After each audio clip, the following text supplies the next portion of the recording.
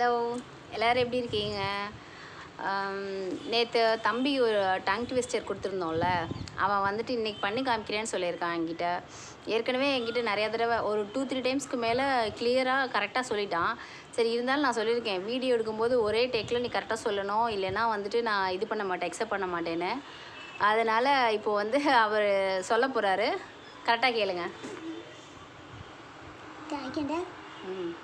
Betty bought some butter, but the butter was so bitter, so she bought some more butter to make the bitter butter better butter.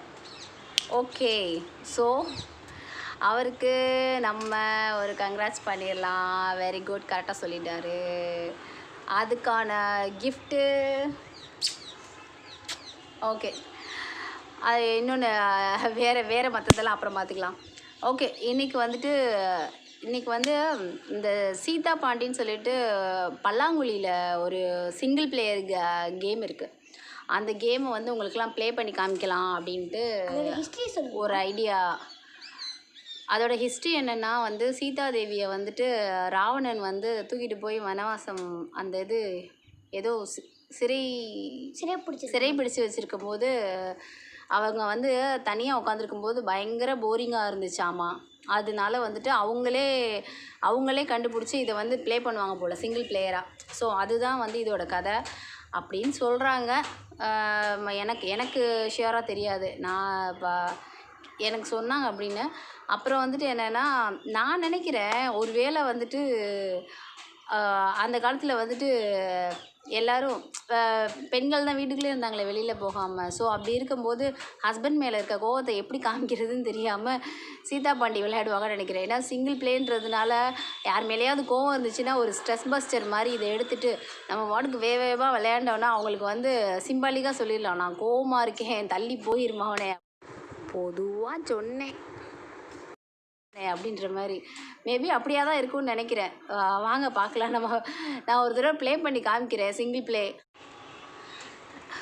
First வந்து இதோட ரூல்ஸை நான் உங்களுக்கு சொல்கிறேன். இது வந்து இந்த கேம் வந்து உங்கள் எத்தனை பேருக்கு தெரியும்னு எனக்கு தெரியாது. பட் வந்து இப்போ உள்ள என் ஃப்ரெண்ட்ஸ் கிட்டே கேட்டால் அவங்களுக்கு வந்து எனக்கு தெரியல, உனக்கு தெரியலன்னு சொல்கிறாங்க. ஸோ அதை வச்சுட்டு தான் நான் சொல்கிறேன். மேபி இது யாருக்கும் தெரியலன்னா ட்ரை பண்ணி பாருங்கள். நல்லா இன்ட்ரெஸ்டிங்காக இருக்கும், ஒரு நல்ல ஸ்ட்ரெஸ் பஸ்டராக இருக்கும். மேபி வீட்லேயோ இல்லை வெளியிலேயோ யார் மேலேயா கோவம் இருந்துச்சுன்னா நீங்கள் இதை விளையாண்டிங்கன்னா மேபி கொஞ்சம் ஸ்ட்ரெஸ் கம்மியாகும். ஒரு நல்ல ஸ்ட்ரெஸ் பஸ்டராக எனக்கு தோணுது. நீங்கள் ட்ரை பண்ணி பார்த்தீங்கன்னா தெரியும். யூஸ்வலாக இதுக்கு வந்து முத்து தான் போடுவாங்க. எங்கள் வீட்டில் வந்து முத்து இல்லை. இந்த லாக்டவுனில் நான் போயிட்டு எங்கே கிடைக்கும்னு தெரியல எனக்கு. அதனால எங்கள் வீட்டில் இந்த வெள்ளை காஞ்ச மொச்சை இல்லை, அந்த மொச்சை பயிர் தான் போட்டிருக்கேன். என்னடா இதை போட்டு விளையாடுறாளேன்னு நினைக்காதீங்க. ஓகே, ப்ளே பண்ணலாமா? ப்ளே ஆரம்பிக்கலாமா?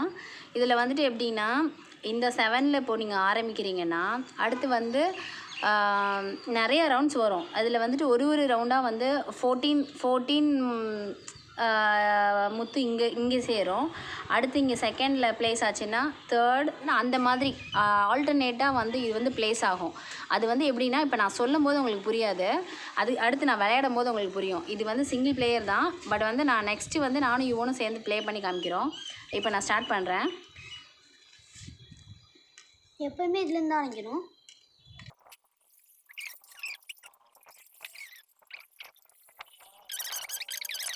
ஆரம்பிச்சிருச்சு. நம்ம இந்த குழியை பிரித்தோம். இந்த குழியில் வந்துட்டு இப்போ 14 வந்து செட் ஆகிட்டுருக்கு. இந்த கேமில் என்னென்னா, இப்போ நம்ம ப்ளே பண்ணுறோம்ல, இப்போ ப்ளே பண்ணும்போது இந்த இடத்துல இந்த 1 வருதுன்னா இந்த 1ஓட வந்து ஸ்டாப் ஆகணும். இல்லை அடுத்தடுத்து நம்ம ப்ளே பண்ணும்போது எந்த இடத்துலையுமே இந்த மாதிரி வந்து எம்டி பிளேஸ் வரக்கூடாது. எம்டி பிளேஸ் வந்துச்சுன்னா நீங்கள் தப்பாக எடுத்து விளையாண்டுருக்கீங்கன்னு அர்த்தம். ஸோ இப்போ இதில் மட்டும் பார்த்தீங்கன்னா 14 இருக்கும். இப்போ இன்கேஸ் நீங்கள் இதில் தப்பாக விளையாண்டிங்கன்னு எப்படி பார்க்குறதுன்னா, இப்போ இதில் 14 இருக்குதுல்ல, அது போக பார்த்தீங்கன்னா அடுத்தடுத்து வரிசையாக பார்த்தீங்கன்னா 6, 5, 4, 3, 2, 1 அந்த மாதிரி தான் எல்லா பக்கமும் அரேஞ்ச் ஆகிருக்கும். அதே தான் இந்த எட்ஜு இப்போ நம்ம எடுக்கிறோம். இங்கே எம்டி ஆகுது, இங்கே எம்டியாக இருக்குது. ஸோ வந்துட்டு பார்த்தீங்கன்னா 6, 5, 4, 3, 2, 1 இங்கே உள்ள 7ம் இங்கே உள்ள 7ம் ஒரு ரவுண்டு நான் சுற்றி வந்ததுக்கப்புறம் பார்த்தீங்கன்னா 14 வந்து என் கையில் வந்திருக்கு. ஸோ வந்து இப்போ மறுபடியும் இதுதான் இப்போ ஃபஸ்ட் ரவுண்ட் முடிச்சிருக்கேன். இனி அடுத்து நான் ப்ளே பண்ணணும்.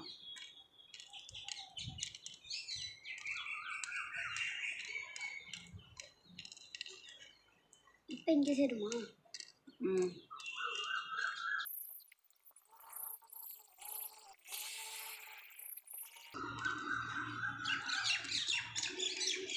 இப்போ பாருங்கள், அதே மாதிரி இப்போ நான் விளையாண்டுட்ருக்கேன்னா, இப்போ விளையாண்டு முடிச்சதுக்கப்புறம் ஃபஸ்ட்டு வந்து நம்ம விளையாடும் போது ஃபஸ்ட்டு ப்ளேஸ் வந்து எம்டியாச்சா, இந்த பக்கம் எம்டியாக இருந்துச்சு. இப்போ வந்து அதே மாதிரி ஆப்போசிட் செகண்ட் ப்ளேஸ்லேருந்து நான் இப்போ எடுத்திருக்கேன். ஸோ வந்துட்டு மற்ற எல்லாத்துலேயுமே 6, 5, 4, 3, 2, 1 அந்த மாதிரி அரேஞ்ச் ஆகிருக்கும். ஸோ இது செகண்ட் ரவுண்டு. இந்த மாதிரி நான் 7 ரவுண்ட்ஸ் முடிக்கும்போது இந்த கேம் வந்து ரீஅரேஞ்ச் ஆயிரும். நான் ஃபஸ்ட்டு எப்படி ஸ்டார்ட் பண்ணனோ அதே மாதிரி ரீஅரேஞ்ச் ஆயிரும். அதுதான் இதோட ஸ்பெஷாலிட்டி. அது வந்துட்டு என்னென்னா, நீங்கள் ஃபஸ்ட்டு சொல்லும்போது உங்களுக்கு அப்படி ஒன்றும் பெரிய விஷயமா தெரியாது. நம்ம எவ்வளோ கேம்ஸு எல்லாமே விளையாடுறோம். பட் இது வந்துட்டு நல்லா ஒரு இன்ட்ரெஸ்ட் நினைக்கிறேன். இது ஆக்சுவலி இப்போ நாங்கள் லாக்டவுன் ஆரம்பித்த புதுசில் எனக்கிட்ட இந்த இது இல்லை. இந்த இது இல்லைன்னு சொல்லிட்டு நானே தெர்மாக்கோலில் வந்துட்டு இதை வந்து மேக் பண்ணேன். அதை இன்னொரு நாள் அதை நான் எங்கே வச்சுருக்கேன் என்னன்றது எனக்கு ஞாபகம் இல்லை. இன்னொரு நாள் அதை நான் உங்களுக்கு மேபி இதில் ஒரு ஃபோட்டோ ஸ்னாப்பாவோ இல்லை வந்து நான் பண்ணதை வந்து இதில் நான் அட்டாச் பண்ணுறேன். இப்போ பாருங்கள், அடுத்த ரவுண்ட் முடிஞ்சிருச்சு. இது தேர்ட் ரவுண்டு. இந்த தேர்ட் ரவுண்டுக்கு அதே மாதிரி தேர்ட் ஸ்பேஸ் இதுவாயிருச்சு. என்கிட்ட 14 இருக்குது.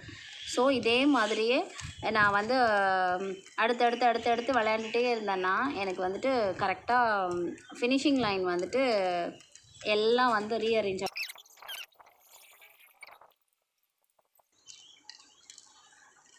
அந்த காலத்தில் வந்துட்டு இது வந்து ஒரு என்ன சொல்கிறது, குழந்தைங்களுக்கு வந்து ஒரு கவுண்டிங் பேஸ் பண்ணி நம்ம வந்து கேல்குலேட் பண்ணி விளையாடுறதுக்கு வந்து இது ஒரு நல்ல கேமாக சொல்லியிருந்தாங்க.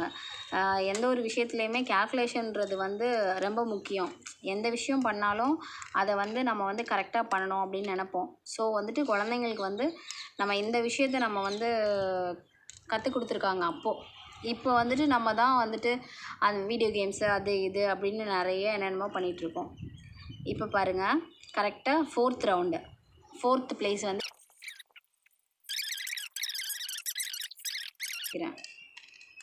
உங்கள் வீட்டில் வந்துட்டு பல்லாங்குழி இல்லைன்னா தெர்மாக்கோலில் எப்படி பல்லாங்குழி செய்கிறதுன்னு நான் வந்து ஏற்கனவே இது வந்து நிறைய பேர் செஞ்சுருக்காங்க, நீங்கள் பார்த்துருப்பீங்க. இந்த லாக்டவுன் ஆரம்பித்த புதுசில் எதுவும் கிடைக்காதனால அது வந்துட்டு நாங்கள் அப்படி தான் நாங்கள் வந்து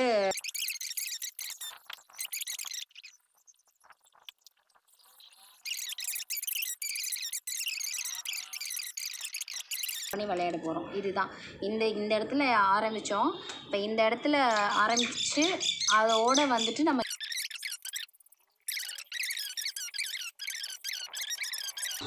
ட்ரை பண்ணி பாருங்கள். ஷாப்பில் கிடைக்கும். கிடைக்கலனாலும் நான் உங்களுக்கு எப்படி அந்த இது செய்கிறதுன்றதை போடுறேன், நீங்கள் பாருங்கள். அதுவுமே எல்லோரும் ட்ரை பண்ணியிருப்பீங்கன்னு தான் நினைக்கிறேன். மேபி இந்த கேமுமே உங்கள் நிறைய பேர் தெரிஞ்சிருக்கும். இப்போ வந்துட்டு முடிஞ்சு, அவ்வளோதான். இது வந்து இந்த செவன்த் ரவுண்டு நம்ம வந்து இது பண்ண போகிறோம். ஸோ 7 இப்போ வந்துட்டு இதுதான் ஃபைனல். கரெக்டாக பாருங்கள். இதில் 7 6 5 4 3 2 1 இந்த ரோ அரேஞ்ச் ஆயிடுச்சு. 7 6 5 4 3 2 1 ஸோ ஃபினிஷ்ட். அவ்வளோதான் இந்த சீதா பாண்டி இப்படி தான் விளையாடணும்.